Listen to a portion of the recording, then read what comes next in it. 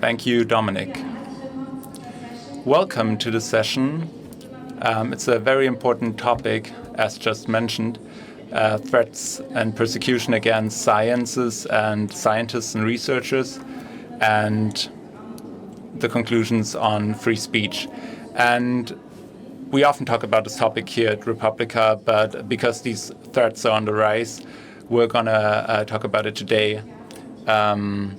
Because it's the year of science under the topic freedom, and because of the Federal Ministry of Education and Research.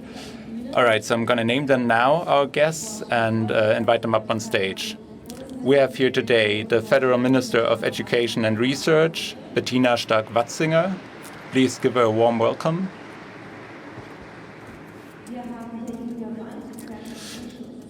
Julia Wand, a representative of SciComm Support.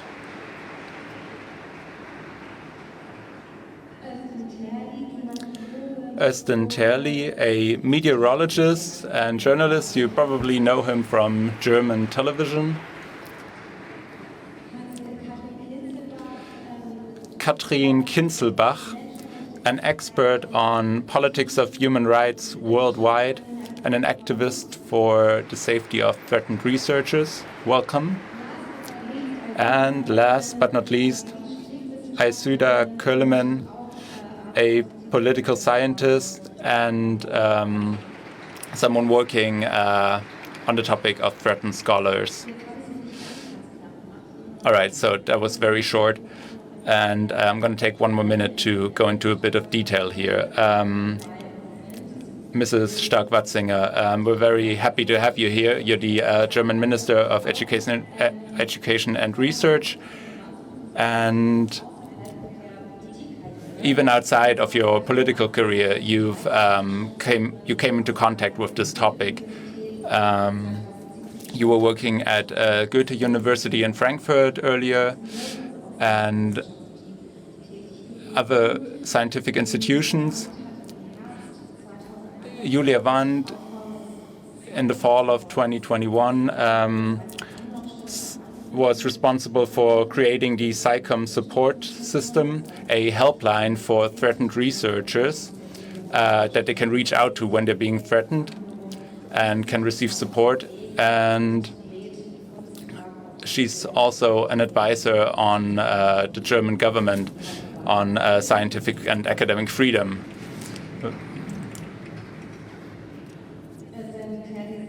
Özden Terli started in 2003 at German public broadcasting ZDF as a meteorologist and is featured on multiple news formats and has received multiple awards for his journalistic work and is a well-known representative for scientific communication in the public sphere in Germany.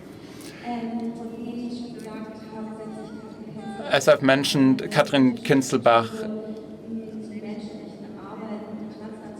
is bringing together a lot of people who are working in the space of the politics of human rights, transnational organizations, and she was also a member of an initiative for the support of threatened researchers, supported by various German foundations. And Isuda Köllemann is currently the Vice Director for Europe of the Threatened Scholars Initiative at Bard College, Berlin. And one more point I want to make, Isuda is probably going to answer in English. There's a translation available into English. But the rest of the panel is going to be in German and translated into English, thusly. And maybe at the end we still have some time for questions. So we're going to start the discussion up on stage now. Mrs. Stark-Watzinger, freedom is the topic of this year's Year of Sciences. What does that mean for you? Well, science plays an important role for our society and our country. When we look back, science led to, this difference between faith and knowledge.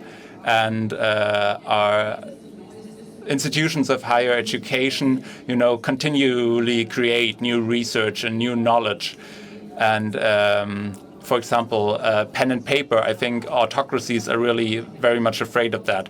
And of course, today that's digital, but what's behind that is, critical thinking, questioning authority, and authorities cannot deal with that.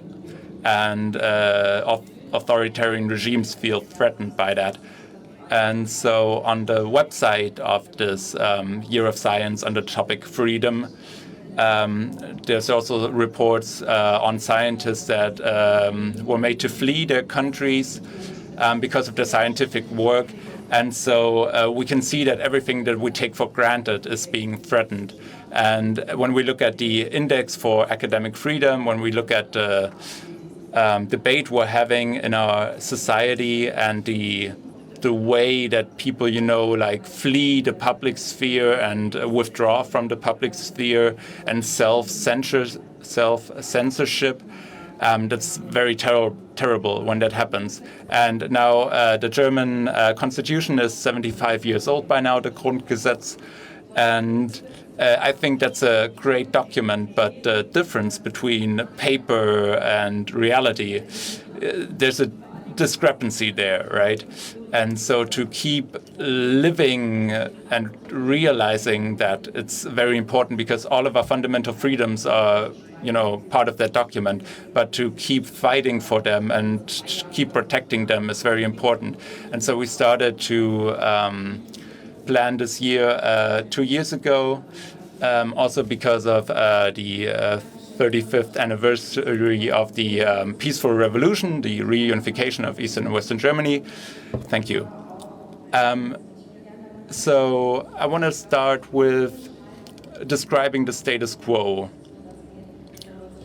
And then later on in the discussion, we can, talk about measures, ways to act. So globally speaking, and then later on locally here in Germany.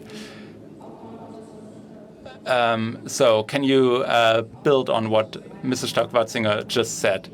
In authoritarian regimes, less democratic countries, what's the deal with academic freedom there, and what are ways to build cooperation to support those scientists and researchers there? Well, maybe we'll start with Article 5.3 in the German Constitution, which explicitly protects academic freedom in Germany. And a lot of different countries have that, but not all countries worldwide. There's a lot of states that don't explicitly guarantee the freedom for academic work.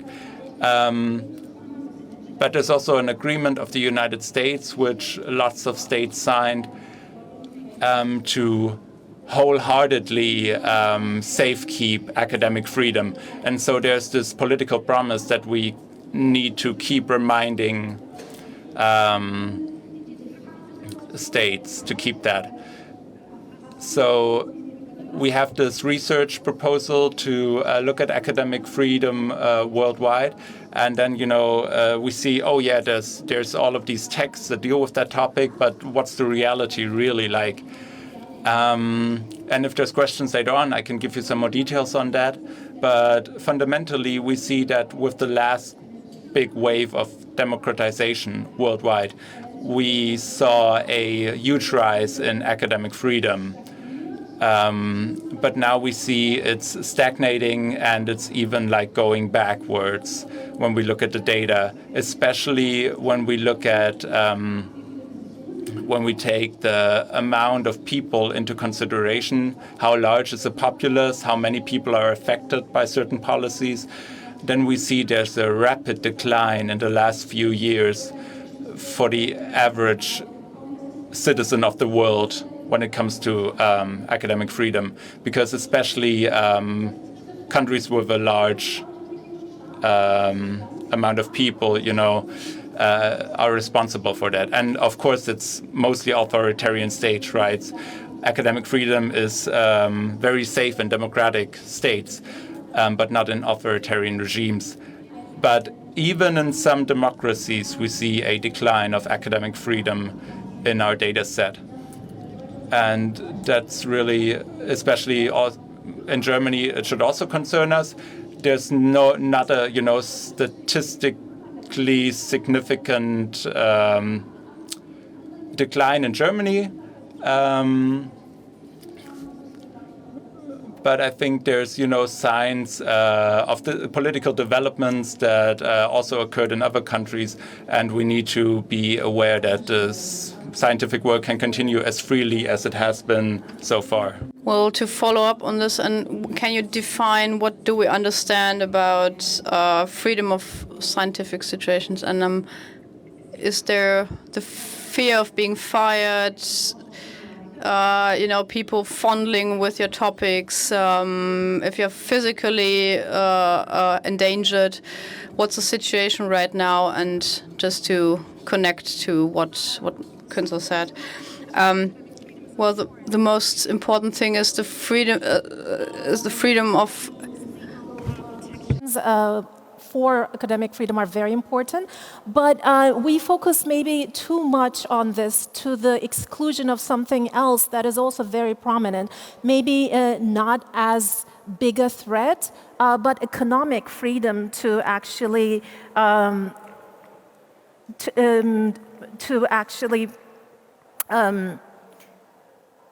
be academically free. So, for example, academic freedom is not only threatened by political persecution, but also by economic precarity.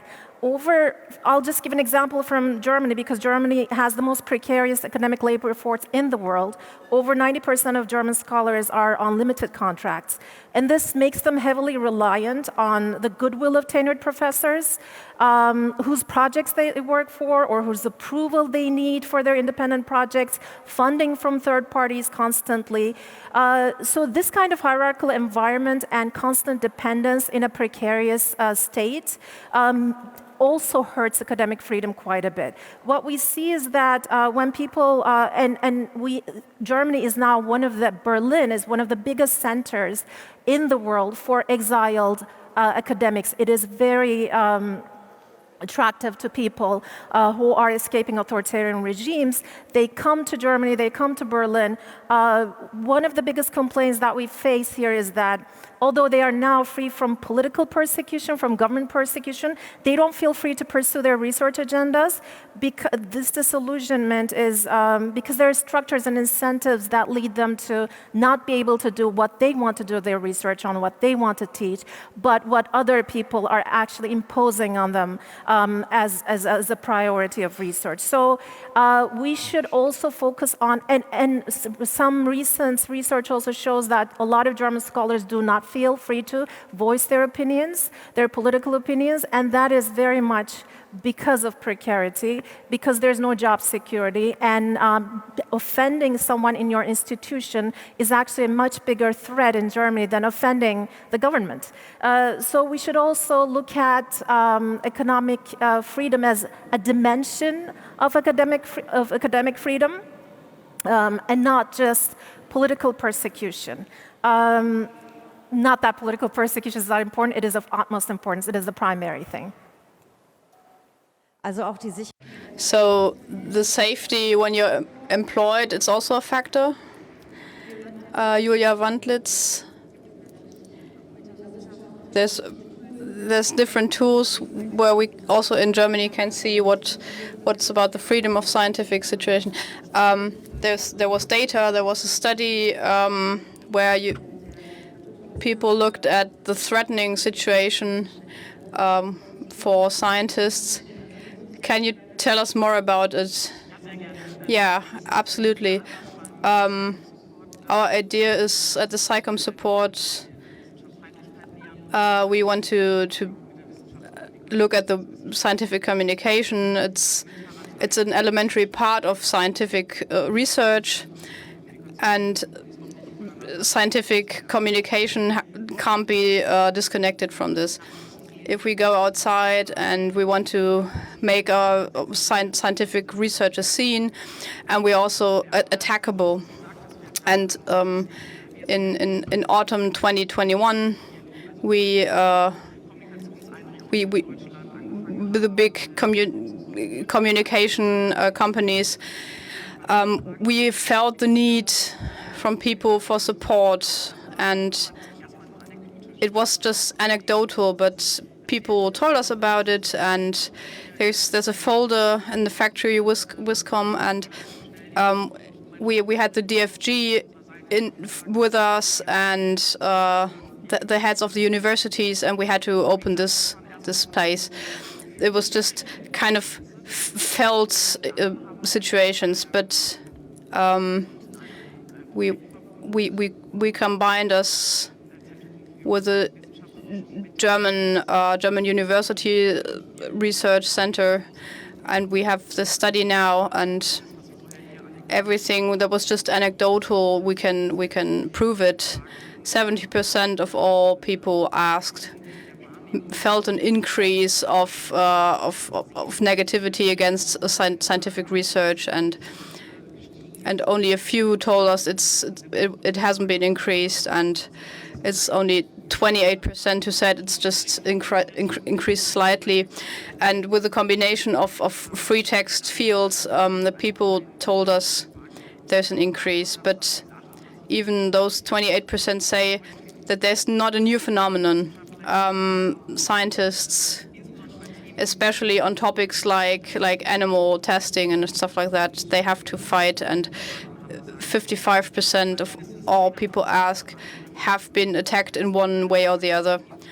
These attacks go from insults, bodily attacks, going to death threats. There's everything in it, and we ask ourselves, how is it felt and how is it experienced? And with these 2,600 people we ask, we have like serious numbers for Germany, and that actually prove it. Yeah, that's shocking. So let's add this together in all areas. Can you give us an insight if there's special areas where numbers have been increased, especially like the climate crisis situation, social sciences, or new topics that develop? And it's also interesting. Yeah, it's absolutely shocking. You know, the amount of things happening there, and also the broadness of threats. Can you tell us more about the disciplines? Yeah, when we started working at SciComm Support, that was exactly what we thought, that the topics, that were relevant to current society, would be attacked. So like climate change, gender studies, experiments on animals, and in our day-to-day work, when people call us for support, we don't see a focus on certain topics. So we even see like stuff like philosophy,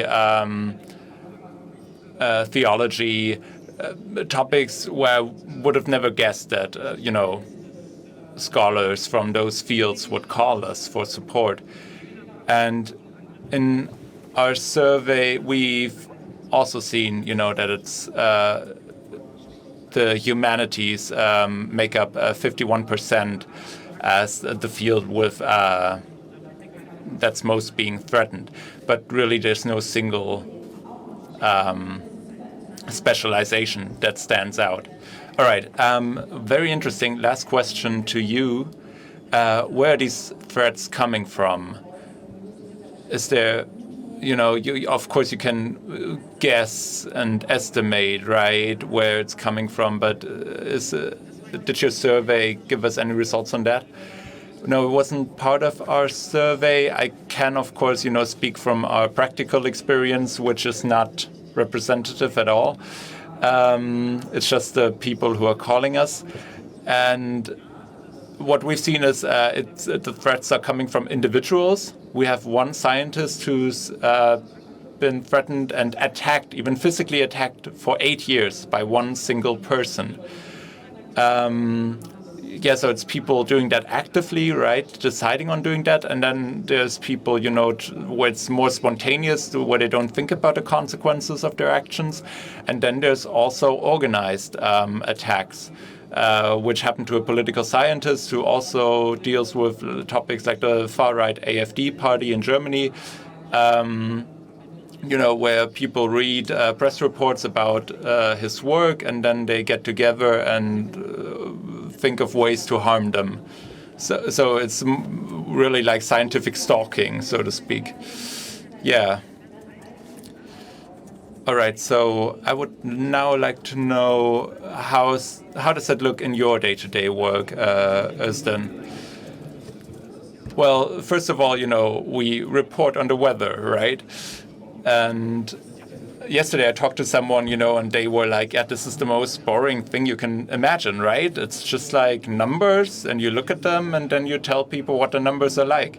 And maybe, there's a warning like, don't go into the woods tomorrow because there will be a storm and trees will topple over.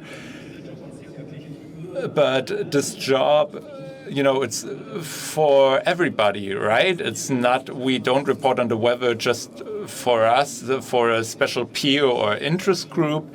It's for everyone.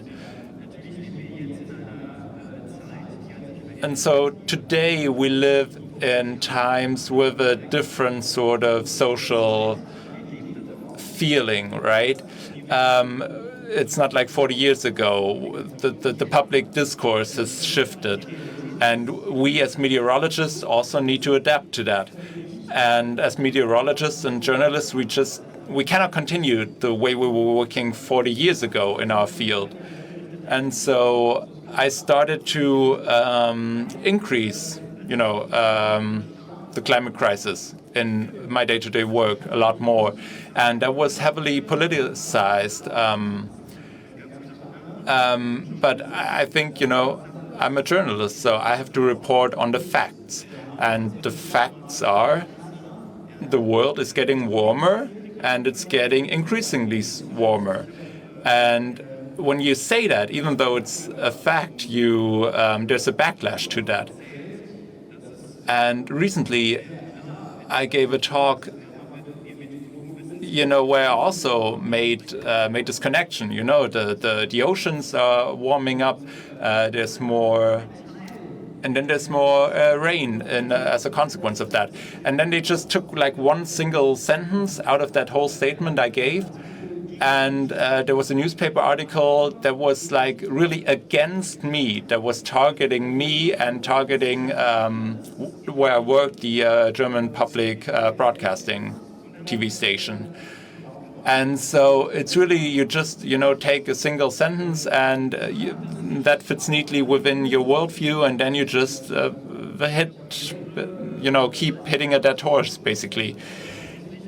And yeah, so the public broadcasting in Germany, that's an attack vector. I talk about climate and then my Turkish-sounding name. And because mostly, these small articles are in right-wing conservative blogs. And then they build up a certain sentiment, and then there's also the comment section under all of these blog posts. And you can clearly see what kind of sentiment, exists in that sphere. And so I think a lot of meteorologists are becoming willing to take a stance, and especially internationally. And for example, in the US, there was a case of a colleague who gave up his job because he was threatened and targeted so much. And others lost their job because of the way that they framed the climate crisis within their day-to-day meteorological work. And I don't think, that there's any debate to be had about it. It's like gravity. When I drop this bottle, it'll fall down. But I've heard there's people, who say that gravity doesn't exist and who are gravity deniers. so to speak. And it's like, what are you going to do with that? And yeah, so really, what I want to do with that is I want to keep, stating the facts, communicating the facts, and I don't want to relent anything. But yeah, I cannot take those people seriously anymore. I can joke about them, but like I don't think it's like we can keep on wanting to understand these people. No one can tell me that they don't understand gravity. That's not something I want to do. Yeah, I wanted to ask about coping strategies, but yeah, that's one of those you can use. So Isuda Kellerman, maybe you can follow up with it on this topic, the kind of tactics, how you get used to this, and on the international perspective, also about the connections and stuff getting more difficult, and how can we go on with cooperations. Yeah, okay. We heard a lot of aspects, and some have to be differentiated. For example, I don't want to mix up kind of weird theories and scientist critical people together. And there's also like a destabilization, a loss of trust in media and established institutions like our universities. That's actually the business we're talking about. I want to differentiate on this from this big topic of freedom, and so it's not onto the negative freedom that the state shouldn't mess up with this, and that universities have some space to do things. I want to look at Germany in a more positive way. Yes, these aspects are just happening right now, and there's some things that are discussed quite controversially. If we take a step back, we should figure out that on a large scale, we have a public university system that offers the access to universities and studies, and it compares to the world like it's a really good system. If you have scholarships that are available on a big scale, we have to be happy about the big investments that are happening in universities and in education. And I also think that if you look at it as a job, in the comparison to worldwide, we have possibilities in Germany that we should cherish, and we have to think about it closer. If we look at the worldwide disciplines, when we look at our data with the academic freedom data, we can't compare it, because we have if you have private university and openly financed university, we look at them. It's a bit too massive. We're talking about a country where scientific freedom is amazingly secured, and it's also something to do with the situation from the political stand of view and also the academical self-organization. We have so many perspectives, and we talk to so many people, and the concept in Germany also says that universities as institutions have a big autonomy, and that's for a reason, because we have a lot of competence that we took from the state and experiences. It's pretty easy to destroy a knowledge system. I think it's also important to say, when it comes to day-to-day politics, that this idea of autonomy of universities is an important thing in Germany. And I can also see, I see this discussion when decisions from universities are made. We have hot topics that people are talking about, the conflict in Gaza, that's leading to difficult situations at universities. We have the climate research. We have questions that move university in a day-to-day basis, and they have to make decisions. And oftenly, it's like complicated. And now all actors try, for example, the local politics and other actors to work together with the universities and to tell them, well, you have to discuss what university have to do in Germany. And on the one hand, it's important to you have this political debate in what grade protests at universities should be possible, and certain people should be invited to universities that have controversial ideas. In what way should university stop that? And that also leads to a political discussion. On the other hand, we have to, well, look at the ideas of the institutional freedom. We have to take questions if we don't have this precarious situation that single scientists are attacked, but there's also the authority of scientists. When they have their jobs, they are questioned. And this opens a stage for critics that sometimes have weird theses, and they're approaching the scientists as individuals, but also the institution itself. All that feeds to this abstract hostility against scientific research, and they don't know what to do. They're just having their privileges, these ideas that at some point can be dangerous for the scientific freedom.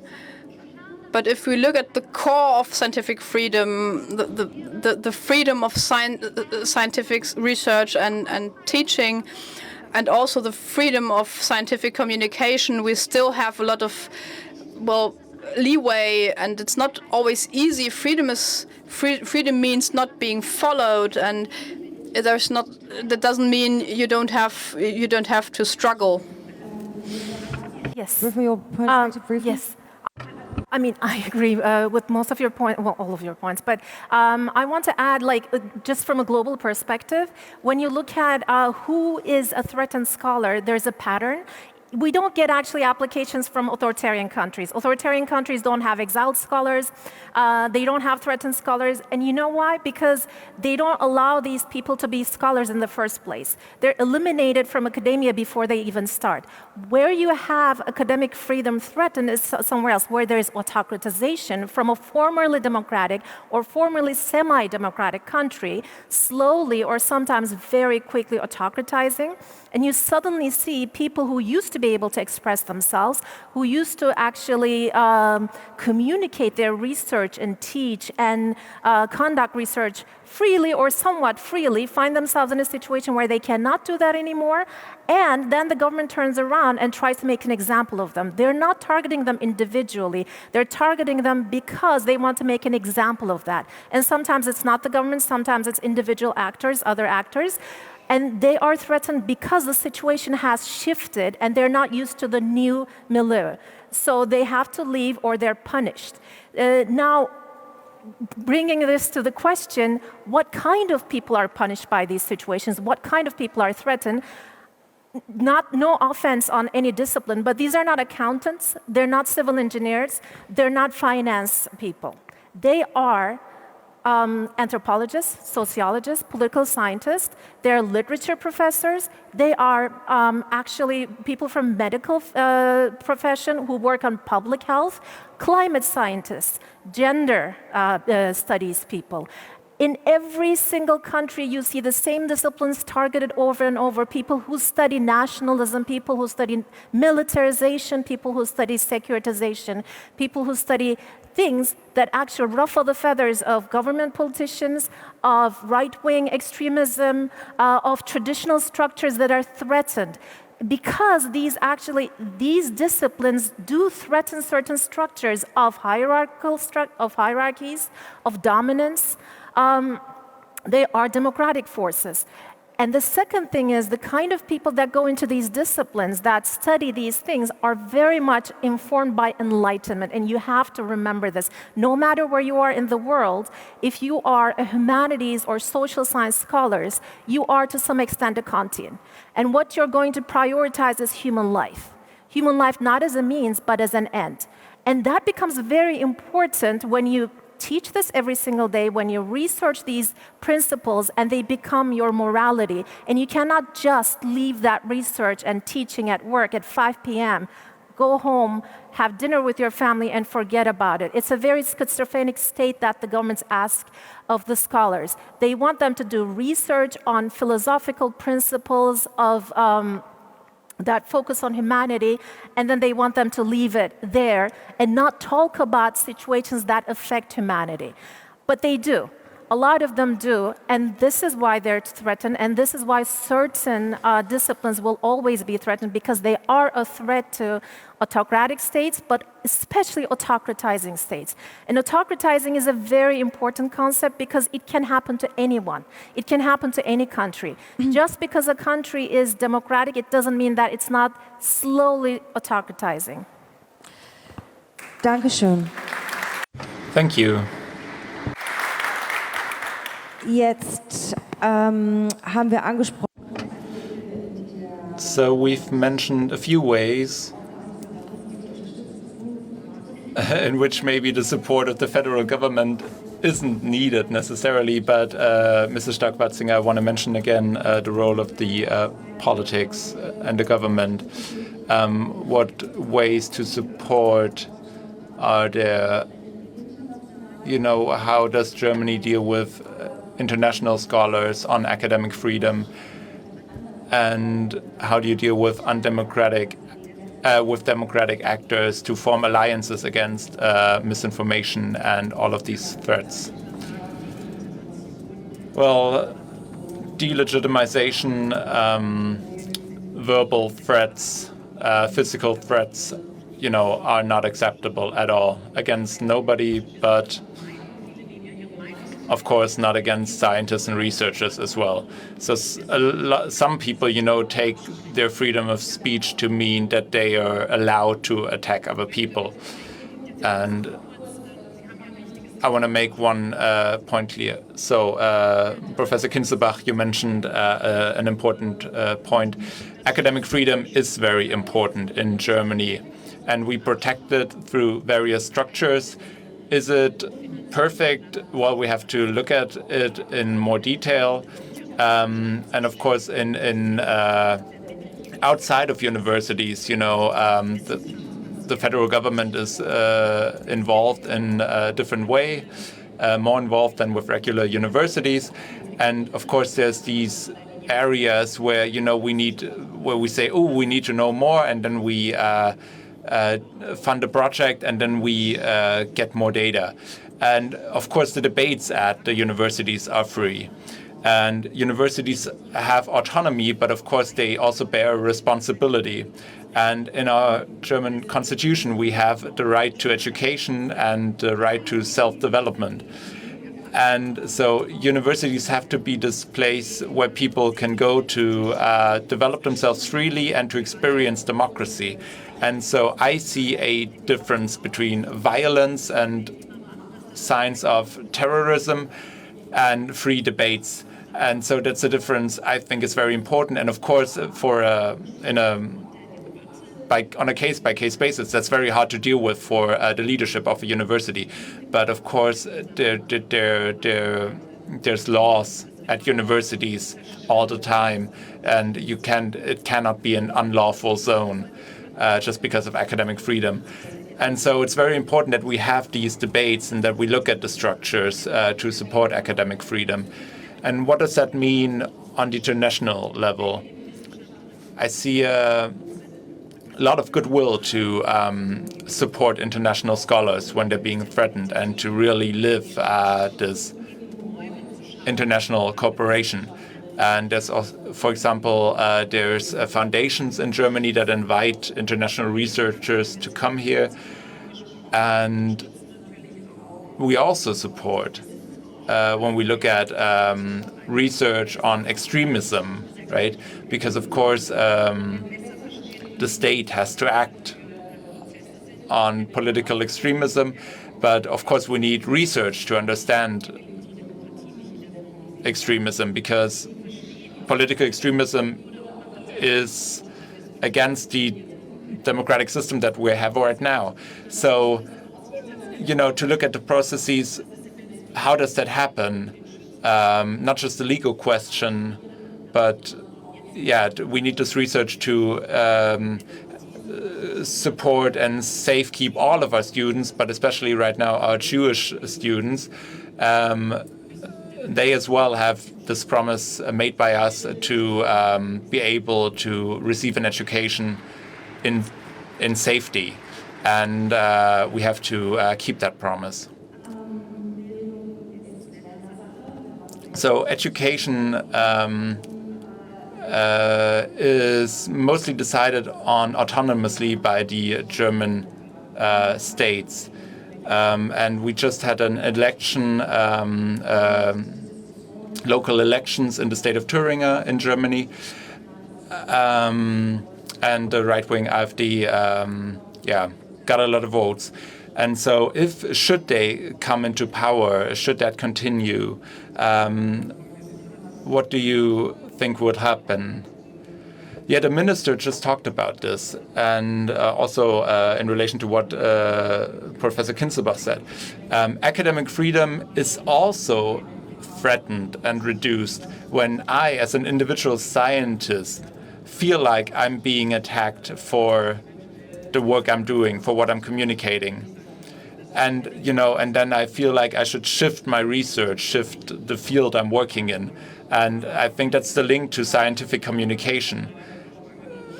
When I keep experiencing I'm being attacked, then I withdraw. Maybe I'm not going to do public communication anymore, which isn't great. But of course, I can shift my whole area of research. But that's fatal, right? That's really bad. And that situation, can happen more and more because of the political development in Germany. And so from our point of view, I think that also relates to your earlier question, what can we do? Then our networks, need to stand together more closely, especially when we work together, when we join together, and to fight back against these people who are attacking academic freedom. Our SciComm supports network, we're the central institution. We have major German scientific institutions and networks behind us, and they've already joined us. And so if it should happen that the AfD should take political control of certain ministries on a state level,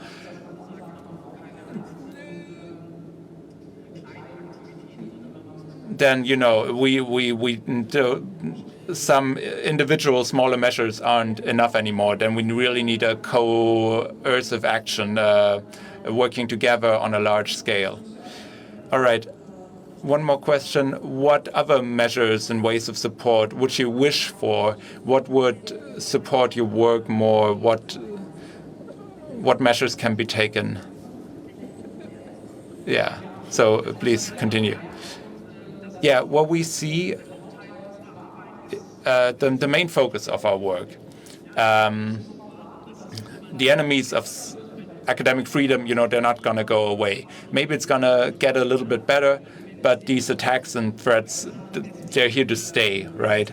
As soon as you make public statements as a scientist, you might be threatened. And so if the problem doesn't go away, then the support also must not go away, especially when we can't stop this hate. We need to work with people to prepare them for what might happen.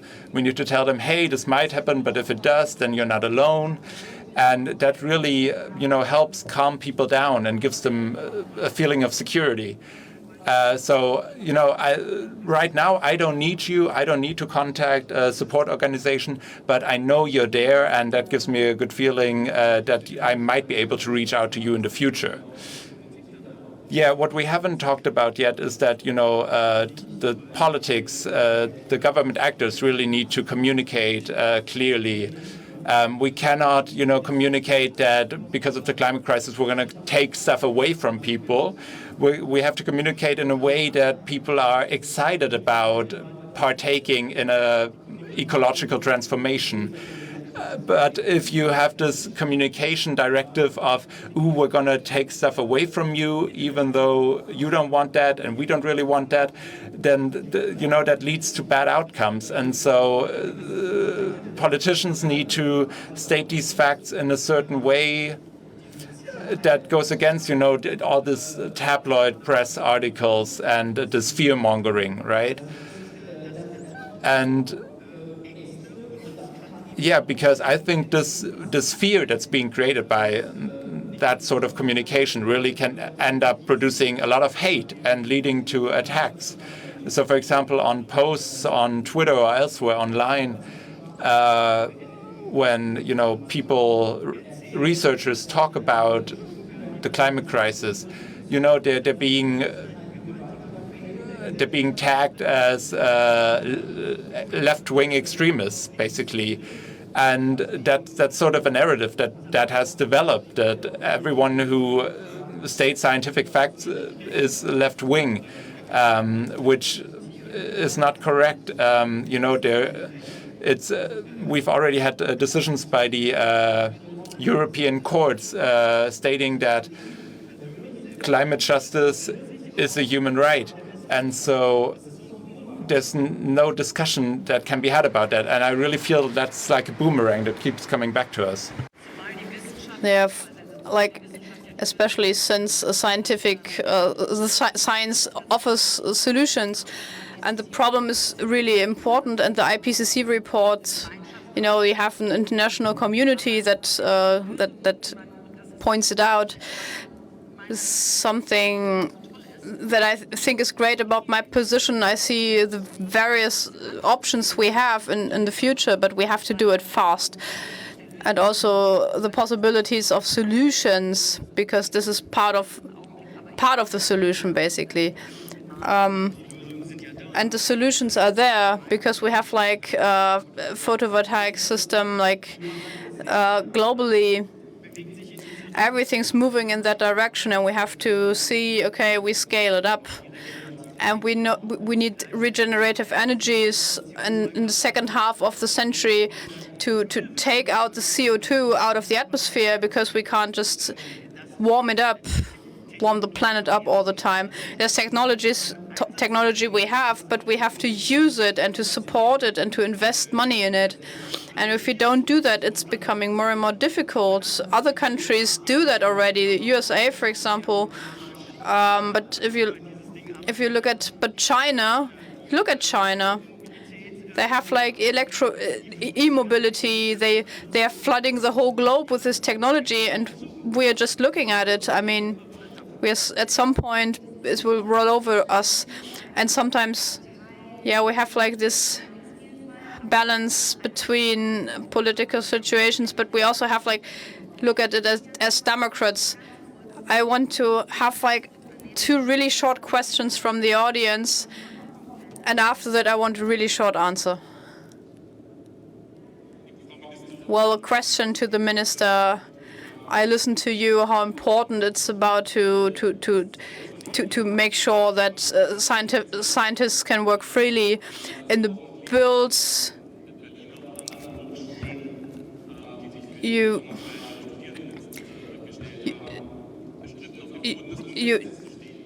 told people to stand on the basic constitution. Yeah, thank you for the question.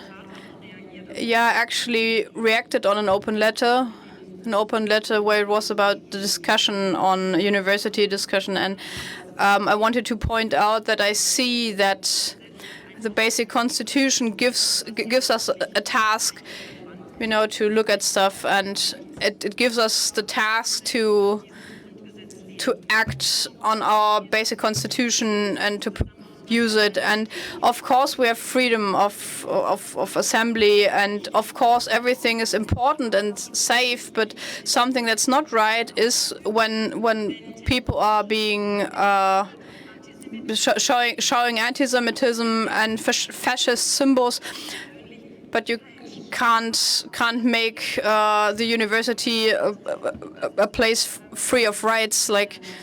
But we have, as a democracy, we have to work with it.